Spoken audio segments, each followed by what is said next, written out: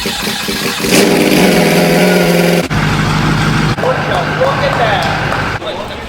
you look at that? Brush just fell off.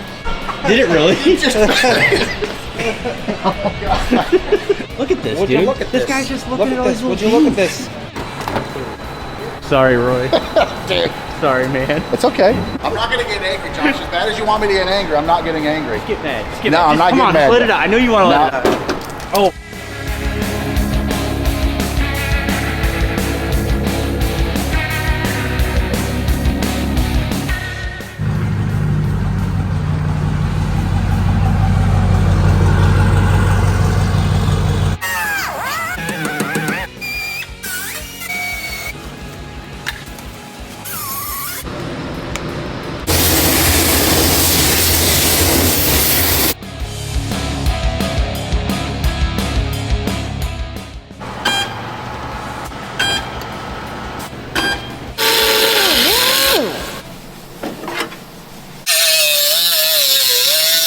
Right now it's getting bolted into place. It's going to get cut, and then it'll be brought down to where this line can be right in parallel with the body line going down. So it'll probably open just a tiny little bit, so that way that gap is the same all the way through.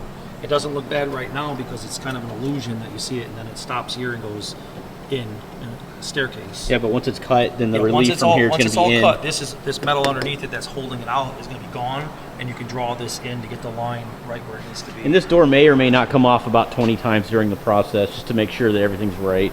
And again, you know, we're checking gap as well from the bottom and then up here. So that's what we're doing, guys.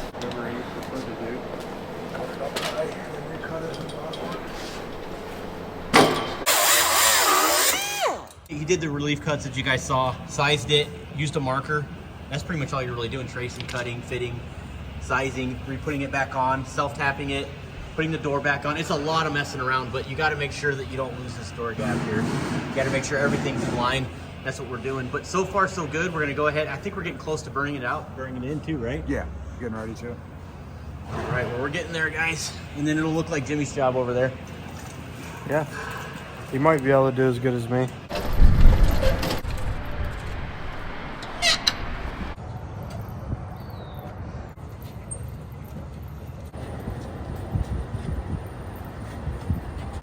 All right, guys, welcome back to another awesome episode on the channel. Again, we're here at A&D Repair in Hasslet, Michigan. Big shout out to those guys, of course, for all their support and everything they've done to get this built to where it's at. I don't know if you guys have ever seen the movie Short Circuit.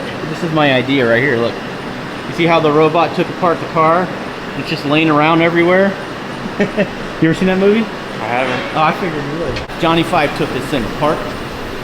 And this is where we're at. As you guys can tell, the cab is not done. We finally got this cab corner completely done. The inners, the outers, the basically the three-piece setup here with the rockers and cab corners, everything's brand new, guys.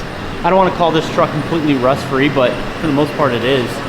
So there it is. We have a lot going on. We got the guys in here just kind of finishing up some work today, just from some customers. I think at this point, Shannon, we have, hey Shannon, what's up? Hi. By the way, this is Shannon. He is the lead painter here at A&D, and these guys are just killing it. You guys are killing it. We're doing our best. Thank you. We're doing our best. What do we have left? We're gonna shoot the cab. So we just gotta feather out the rest of the chips and scratches that are remaining on the vehicle. We had to blast the hinges a little bit to get any corrosion off of them and also help all the primers and paints to bond better mechanically. So just a little bit of like detail work that we have left to do to get it in primer, and then we're gonna block it all out and get it ready to shoot. So that's it, it's just the cab that's left. We have to get this done. I believe we're gonna have to start scuffing this up to 220, start doling all this out. One thing I wanted to show you guys was the accent pieces. Of course, we did the Boost Auto Parts tow mirrors. The cabs, they look amazing. We knocked out all these aftermarket handles. So Jimmy and myself, we took apart all the springs and got the pins out of it and pulled the handles completely out. So we shot everything all the way behind it, the inside. So we hung these up separately, and then we had to body work these handles because they were a little bit rough. As you saw right out of the package, they didn't look the most high quality. So we just sanded them all down, filled them a little bit, primed them all up, and then proceeded with the paint job on them. And then we put them back together this morning, and then this is the tailgate pocket and handle, which were also textured plastic. So like a lot of the GM parts, they come with that pebble grain texture. So we sanded off all the texture of it, primed them all, smoothed them all out so they would match the front door handles, and we did the same with the back, you know, handle piece here. So, you know, you've got it painted and ready to rumble now on the tailgate. So everything, basically all your handles match the body and will kind of disappear into the paint job instead of looking like on this, being that it's only got 2 front door handles, it's not got 4 black handles. It'll kind of like, we can actually hang one up. So I was just about to do that too. You know what I mean? Like, let's see here. Oh yeah, that's a good idea. It just disappears now. So it's Yeah, where's it at? I don't see it. It's a little bit of an interesting color just for the fact that it does look like a construction truck orange kind of from a distance. We're putting a construction. But as soon as you get up close to it, you can see that it's just super, super pearly. So it's like the closer you get, the more the color really comes to life, and then you're gonna really see, once we get this thing buffed out, and it's just, you know, it's already smooth, but we wanna make it better than like a factory looking paint job. You'll really see everything glow when the light hits it, and I think anybody that sees it in person will definitely not be able to miss it. And like I said, he can always hide from people chasing after him. He can get in there and throw some cones in the back and everything, yeah, and just like, you know, like have a getaway vehicle. So in today's video, what we're gonna go ahead and do is get the cab prepped. We're gonna go ahead and shoot it for primer. I'm not exactly sure if we're gonna be able to get the cab done completely today, but I wanna go ahead and take you guys along for the ride and show you guys the progress. This is the update video, and I'm so pumped about it. I can't wait. And then one more thing before we start working, I wanted to show you guys really quick. I need your guys' opinion on this one. Yeah, we could do it wear it like a chain. Yeah. Go either gloss or flat black. You could just use a vinyl negative, paint it orange, and then use a vinyl negative for the blue, and then clear it. Yeah, you could stencil something out and do it, but Yeah, we still got some time. I mean, yeah, I would say you could even do it flat black. So like if you were to look at the front of the vehicle, you could make it the same color as the rim. yeah. So like you got If it the was a orange. glossy black, it probably would look a little off, I Yeah, think. it would match better having a, this is like a matte black. That's not even a satin or an eggshell, that's matte. It's like really dull. Let us know in the comments, guys. Flat black. Should we Orange paint match body it color. the same orange body color? The grill is chrome. So there's no other color up here on the front of the grill. Oh, yeah. So like We do before, have a little like grayish. yeah, there's a gray background, but in this, on some of these models, they had these that were paintable, and I know that you were asking about painting if this was a paintable piece, but that's all chrome, so you have your headlights. You can break this up with either orange or black. Don't comment, leave it stock, because it's not gonna stay Oh yeah, stock. you know, we're not gonna keep that. That look weird. It's not gonna be stock. But we could do something killer with that. You could. It's simple, it's small. You know, I actually, here's my direction. I'm thinking just keep it flat black, honestly. Just simple, one piece, just Simple, flat yeah. black. And then maybe in the future we can do something over the flat black. It's such a small piece, it's easy to get off. Exactly. Yeah. If I mess it up, I mess it up. Whatever. Compared to the rest. I mean, the rest of it, I'll have to let Josh tell you how much money one of these jobs run, but Yeah, you guys don't. I'm not wanna gonna know say. how much money you think. In the comments, let us know how much money you think it'll cost. We're very curious to know what you think. How much it would cost to do a complete strip down body job This completely. is kind of more of a restoration than it is like a production job where you're Yeah. just sanding down a finish and painting it. This is getting more stripped. Like this is kind of a combination of both where you're, Yeah, you got you know, body work. You're doing rust repair. You're doing. almost all these panels were stripped unless they were brand new. Mm-hmm. And the only thing I don't think that we're stripping is the remainder of the cab. You know, How many gallons of paint did it take just to paint the doors? it took over a gallon of color. Over a gallon. Yep. How much? 96 ounces of clear to clear coat them. And That's a lot of paint. yep. But I think right now we've got over 3 gallons of color on what you see here, and like the flares and the handles and the mirror caps. How much and money does it cost just for a gallon of this stuff? So this is actually not that bad. It's $758 with tax. That's the list price on that material. And that's for 128 sprayable ounces. So if I go in here and you were just to buy like a gallon of raw color, you know what I mean? It'd run you $904. So by adding the water, obviously is a little bit less expensive than the color. So if you were just to buy 1 gallon of raw color, it'd be $904.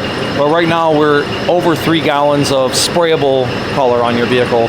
So we probably got at least $2,100, $2,200 worth of color, just color, not clear, not primer, not sealer, not any of that stuff.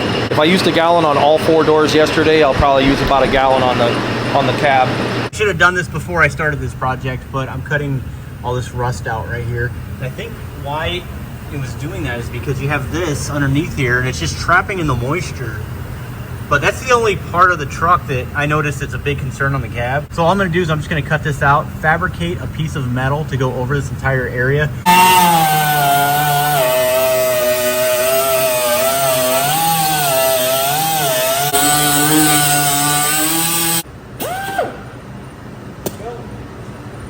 That's sort of the idea. I'm gonna go ahead and basically just clean everything up, zip strip it as well as here.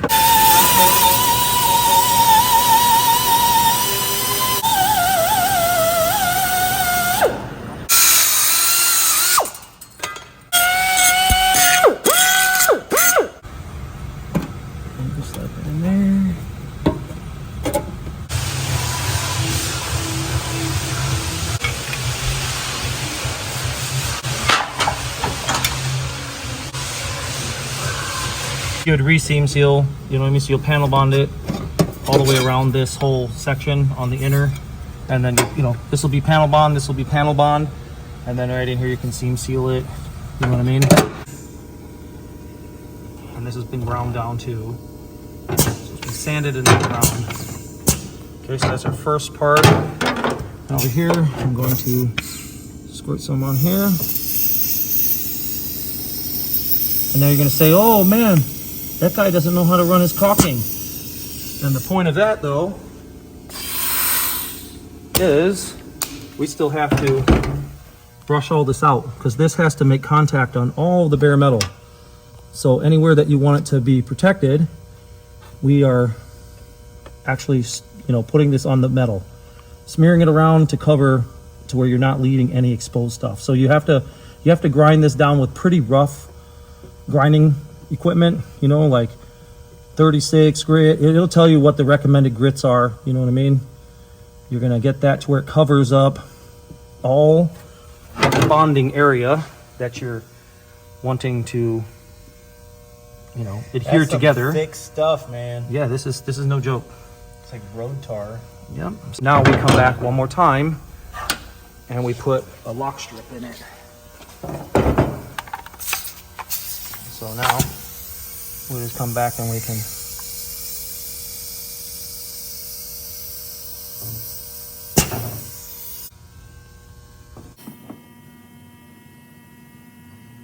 Well, we're gonna let this dry for about 4 to 5 hours.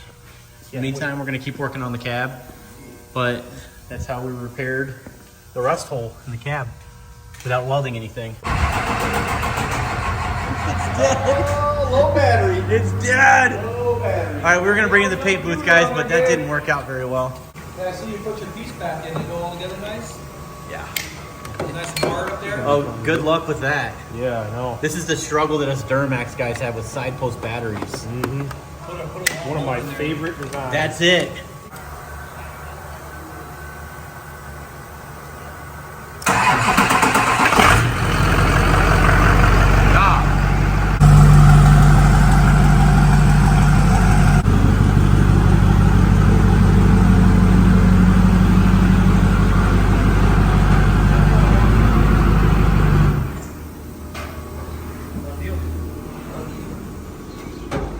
Smells good in here.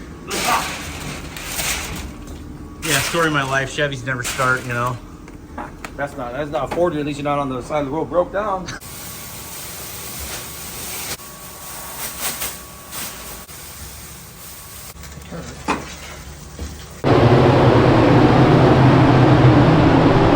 So before they do anything, they have to clean it. Yeah, multiple times. So like this one is a PPG, it's SX394, which contains a lot of alcohol and ammonia. So it's gonna like clean out any dust that's left in any scratches. So usually like if you're gonna clean up before you paint or primer, so usually what we do is we water-based clean it first to get all the dust out of every bit of the scratches. And this has already been cleaned multiple times prior to that. But now that it's done sanding, we're gonna post clean it with a water-based solution. And afterwards, we're gonna wax and grease it to get any other fingerprint oil. The water base will take away any salt contamination. So if you're doing it barehanded, you know what I mean, touching the vehicle anywhere, you're gonna get contamination that requires 2 different types of cleaning.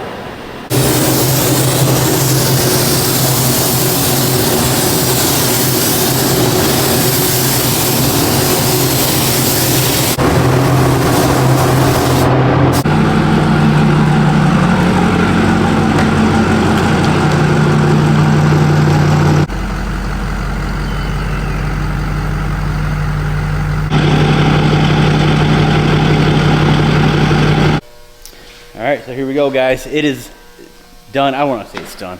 There's so many steps involved. So we're not going to finish putting the color down today. It's later in the day. There's no way that, I mean, what do you think, Shannon? We got about, what, 8-10 hours of just prep work before we even lay color Yeah, down? it's gonna take at least a day to get it all blocked out and ready to go. Then we have to remask up the whole truck. And this time it's gonna be even more tightly wrapped than it was just for primer, because we don't need any orange getting on the frame, et cetera, et cetera. So like right now, it's like if you look at the vehicle, you can see that there's not a bunch of paint overspray all over the frame and all in, you know, places that we did not want it to go. We've basically backmasked everything so that all the primer would just stay in the directed areas that we're looking for. But the orange that's on there, you know, when we actually spray, it's, you know, even if we bag it all up the best we can, it still drifts everywhere. Like if you look at our floor in the booth, just from the last pieces that we shot, you can see how it starts to turn orange. It just like, you know. Will that ever go away? No, but these are just like, we throw them away every 3 months. Oh, okay. So, yeah, they're like pigment special booth carpets that we put down, and we change them out quarterly. When I initially thought what color we were gonna go with, I know I went with that crazy orange, which I'm so glad that I picked it, because it's something different for the channel. We're always going red, white, black, whatever, but we were thinking about more of a matte, maybe a new age sort of grayish color. Actually a lot like this primer that you're seeing right here.